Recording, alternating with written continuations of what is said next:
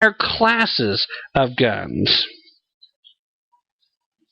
And the third thing that it does is that the door would be open to requiring micro-stamping, a procedure that labels each round to identify the gun in which it's used. He said that while it appears there is not enough support in the U.S. Senate now to adopt the measure, the issue won't go away. Hammond also said that it was interesting that the occupier, of course he called him Obama, said he loved and respected the Second Amendment on November 5th of 2012. And then on November 7th, he hated and deplored it. What happened between those two dates? That's what he asked. Ladies and gentlemen, this UN Arms Treaty is just another attempt by internationalists to limit and infringe upon America's sovereignty. Such a treaty would require the United States to implement laws as required by the treaty instead of the national controls and the current policies that are in place. It would also disrupt diplomatic and national security efforts. It would prevent us and our government from assisting allies like Taiwan and South Korea and even Israel when they require assistance. It would also create a situation where our military or UN peacekeeping forces could very well be ordered to come in and confiscate weapons, going door to door, taking guns that have been banned by executive order here. Meanwhile, back at the ranch, Secretary of State, the haughty John Kerry, called the UN document a strong, effective, and implementable treaty and stressed that it only applies to international deals and reaffirms the sovereign right of any state to regulate arms within its territory. I don't think Mr. Kerry's read it completely. Or if he has, he's lying to you. What a surprise, a politician that lies. Especially when they're lying to you about their agenda. The treaty prohibits countries that ratify it from exporting conventional weapons if they violate arms embargoes, or if they promote acts of genocide, crimes against humanity, or war crimes, or if the weapons could be used in attacks against civilians, schools, and hospitals. I'm sorry. Doesn't that basically mean that nobody's allowed to sell guns, period? No international deals, because the intent of who you sell to,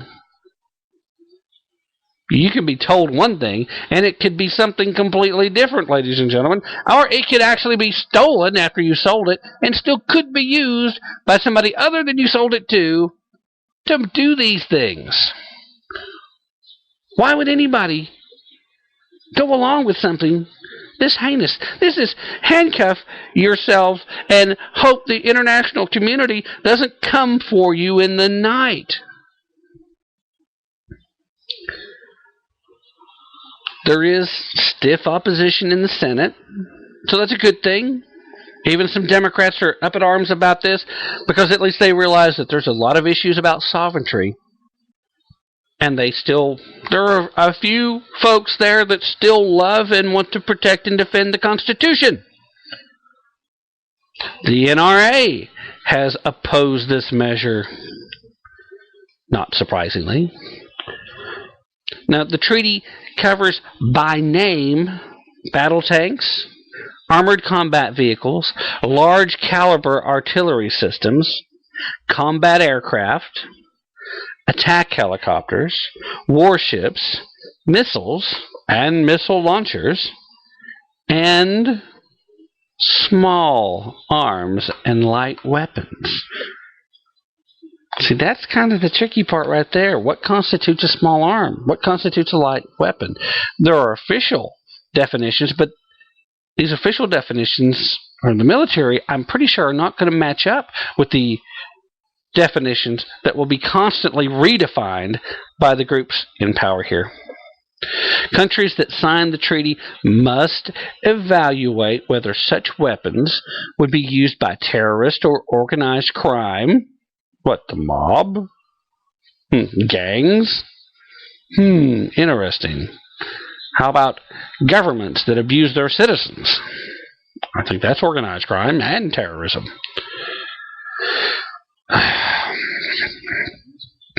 Anyway, they have to evaluate whether such weapons would be used by terrorists or organized crime or would undermine peace and security. Aw, somebody trying to hug a tree might have a cat popped in their butt. They must then take measures to prevent the weapons from being diverted to the black market. Now, I'm sorry, once you sell something to another country, if you're respecting their sovereignty, what steps do you take to keep it from going to a black market?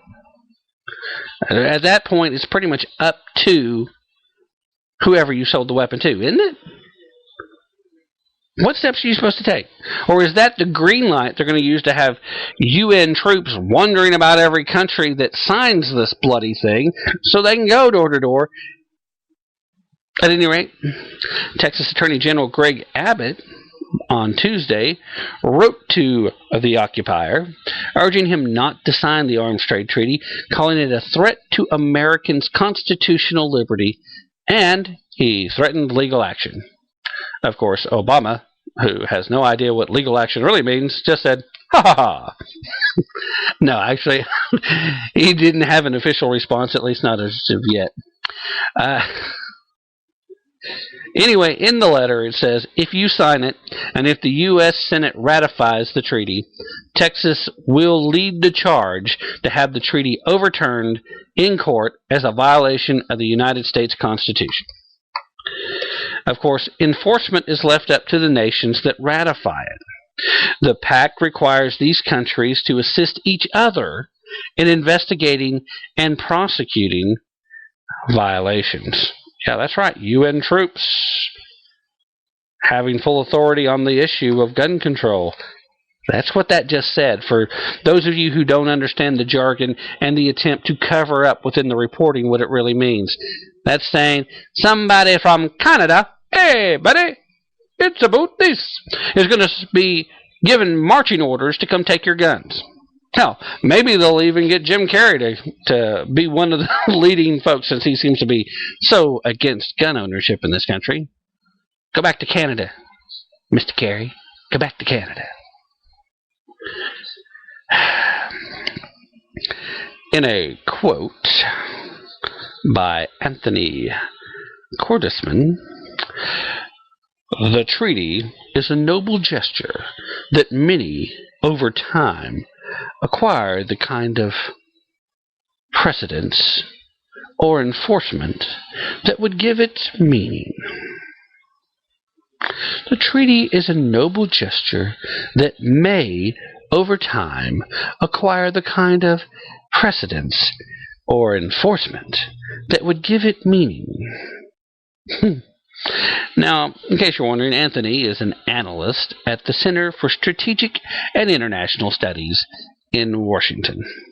He continued to say that at this point, it is more a declaration of principles, and the arms trade is an area where many people don't have principles.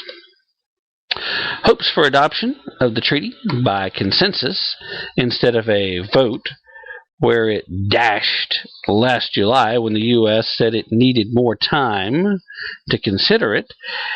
At the end of the final negotiating conference last week, Iran, North Korea, and Syria blocked another attempt at consensus. Over those countries' objections, the treaty supporters decided to put it to a vote in the General Assembly.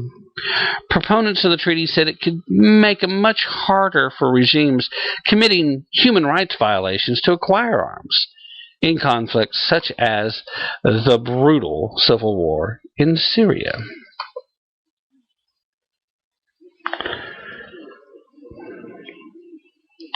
Let's take a really quick break, ladies and gentlemen, and then we will finish up with the last 5 minutes of the show.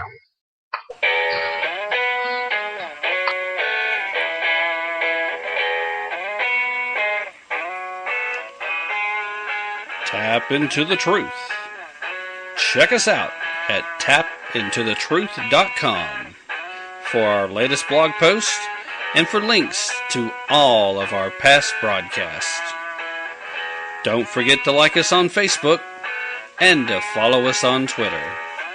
That's Tap Into the Truth right here on Spreaker Radio.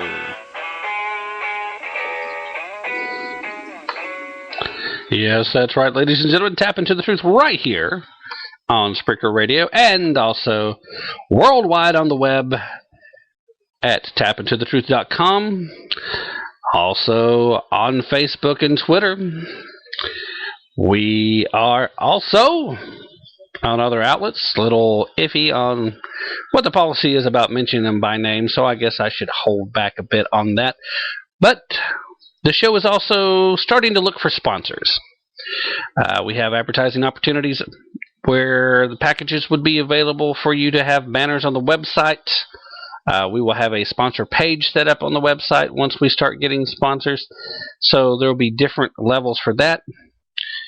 30-second commercials for every broadcast during the month, both here and on the other show. And the thing to remember is these shows are archived, ladies and gentlemen. So if you are a business and you're looking for international exposure, not a bad place here on Spreaker and at the other outlet, and according to the statistics I just received today from the website, we're actually growing in popularity there as well.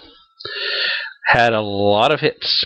Not going to go into details right now, but anyway, if you are interested, feel free to contact me and we can start talking about you becoming a sponsor of Tap Into the Truth.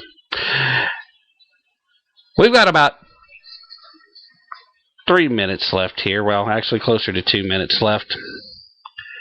I want to leave you with this final thought.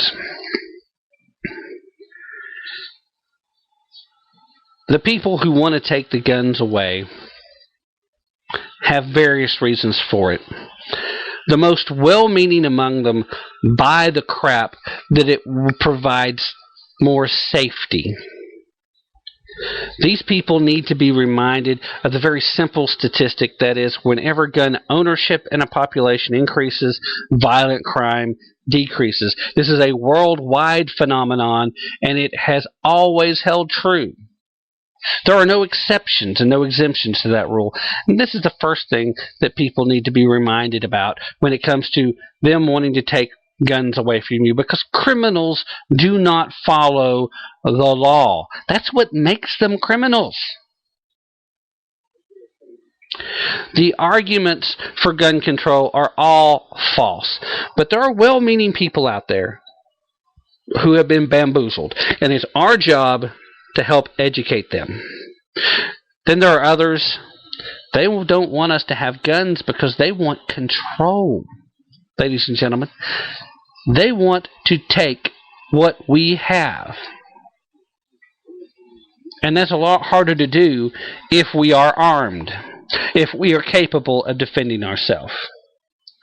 So tonight's final thoughts on backdoor gun control is it is a threat that we all need to be watching out for. That's tonight's show, ladies and gentlemen. I hope you enjoyed it. Remember, don't take my word for it. Definitely don't take their word for it. Take some time, do a little research, use your brain.